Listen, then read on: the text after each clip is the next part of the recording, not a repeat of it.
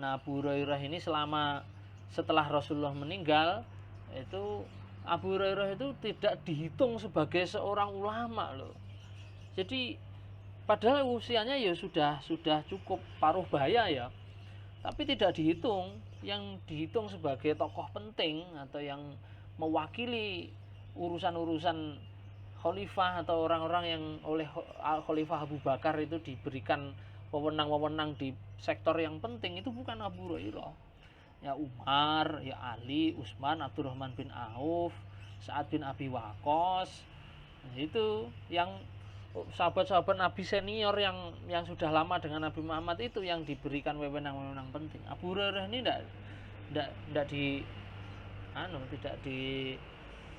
tidak diangkat sebagai pejabat yang penting. Nah, di zaman Umar kan melakukan ekspansi, perluasan ke wilayah-wilayah itu. Nah, Umar ini kan kemudian harus mengelola wilayah yang sangat luas itu, menyebarkan Islam di wilayah yang luas itu. Orang-orang yang tertarik dengan ajaran Islam itu mereka berbondong-bondong belajar ke Madinah. Mereka ingin mengetahui info-info yang dulu sudah disampaikan Rasulullah itu bagaimana. Karena Rasulullah sudah tidak ada, ya jelas mereka yang menjadi totokan atau yang menjadi jujukan, ya pintu utamanya iya para sahabat. Jadi sehingga para sahabat itu sangat populer sekali pada waktu itu. Wah, ini sahabat Nabi ya. Kalau sahabat Nabi itu bepergian ke wilayah lain, wilayah taklukannya Umar itu ditanyai, sampai namanya siapa? Sa'ad bin Abi Waqqas. Sahabat Nabi. Coba ceritakan Nabi itu mengajarkan apa? Pasti begitu.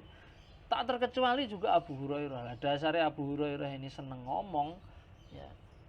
Dia di mana-mana itu ngomongkan hadis saja. Jadi hadis itu diobral gitu. Sampai Umar bin Khattab itu jengkel. Karena setiap kali ngobrolkan hadis, nanti ada orang ngasihkan makanan, ngasihkan uang gitu. Itu seneng Abu Hurairah itu. Kemudian Umar bin Khattab ini melabrak itu Abu Hurairah. Hei, kamu itu harus tahu, kita ini hidup di saat ini. Nabi Muhammad sudah meninggal, berpeganglah kepada kitabnya Allah. Ada di Ibnu Katsir. Dan hiduplah di zaman ini, bukan di zamannya dulu. Jadi jangan mudah-mudah ngomong hadis, kecuali yang urusannya dengan ubudiyah. Kalau yang kaitannya muamalah itu kita sudah harus mandiri. Jangan disama-samakan dengan zamannya Nabi Muhammad. Sampean batek ngobrol hadis saya tak tempeleng.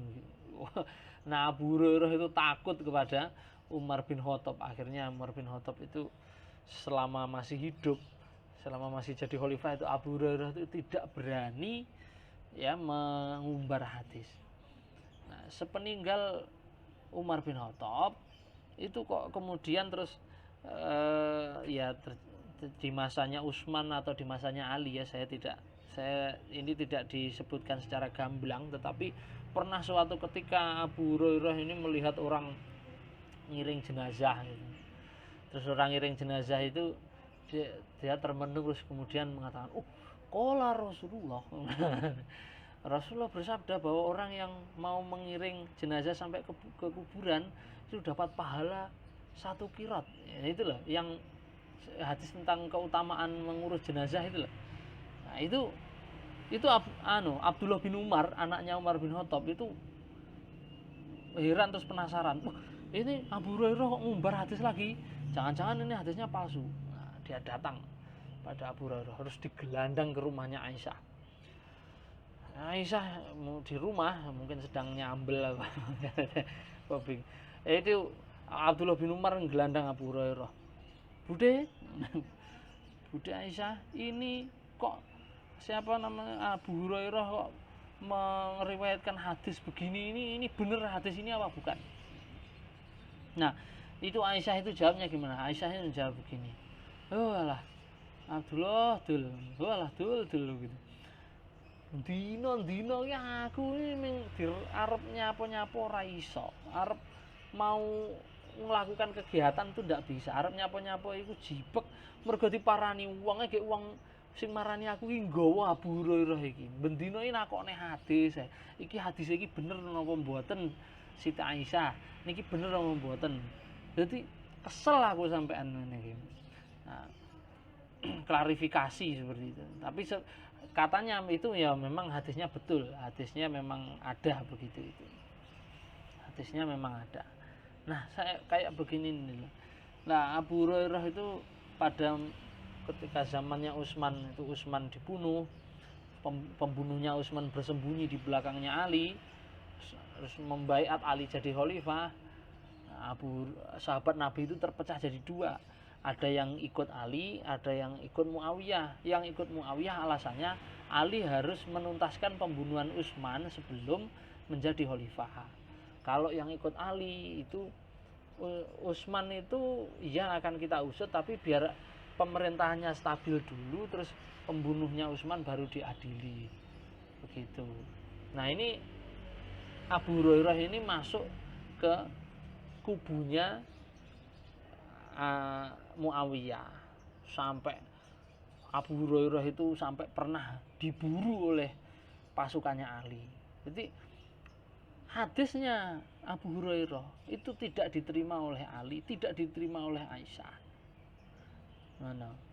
Pun juga hadisnya Ali tidak diterima oleh Abu Hurairah. Ruwet sekali. Abu Hurairah ini juga kemudian karena dia merapat di barisannya Muawiyah, nanti setelah Ali meninggal, Hasan meninggal, ini dia hidup Abu Hurairah ini sampai 2 tahun menjelang Muawiyah itu wafat. Nah, di masa-masa pemerintahan Muawiyah yang stabil, Abu Hurairah ini ditunjuk menjadi seorang juru fatwa. Sing asale pengemis mau didadekne juru fatwa, ketua MUI menjadi dulu. Jadi semua anggota-anggotanya itu disuruh untuk mencatati hadis itu. Itulah kenapa sampai sekarang hadisnya Abu Hurairah itu yang paling banyak di antara hadis yang lain. Di zamannya Umar tadi saya lupa belum sampaikan. Di zamannya Umar itu karena meresahkan di Madinah itu ngobrol hadis terus, ini Abu Hurairah ini pernah dibuang ke Bahrain. Tapi dijadikan gubernur di sana. Jadi gembel dadekne gubernur. Dijadikan gubernur di Bahrain. Ketika di Bahrain itu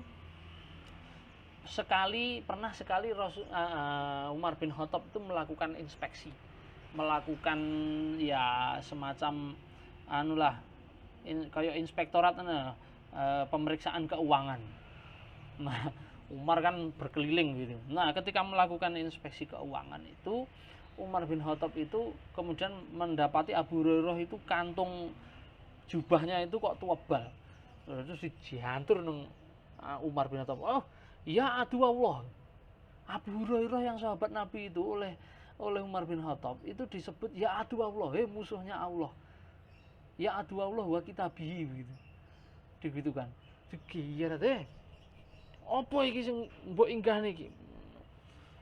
Iki duitnya negara apa piye iki? Sampean bisa baca di Ibnu Katsir kalau tidak percaya dengan ucapan saya ini.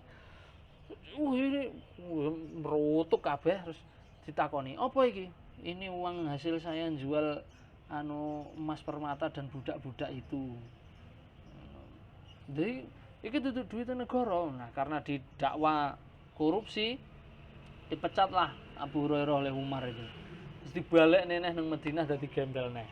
Jadi seperti itu.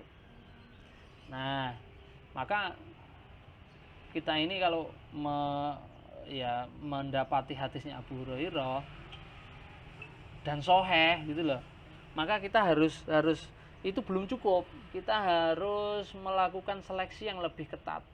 Apa seleksinya? Yaitu pada kritik matan. Matan hadis itu sejalan atau tidak dengan spiritnya Al-Quran dan ajarannya Nabi Muhammad dalam konteks lintas sejarah. Kalau sesuai berarti hadis itu benar. Kalau tidak sesuai, kalau ada kontradiksi, contohnya apa? Contohnya misalnya mateni cecak. Lalu cecak itu mangani nyamuk.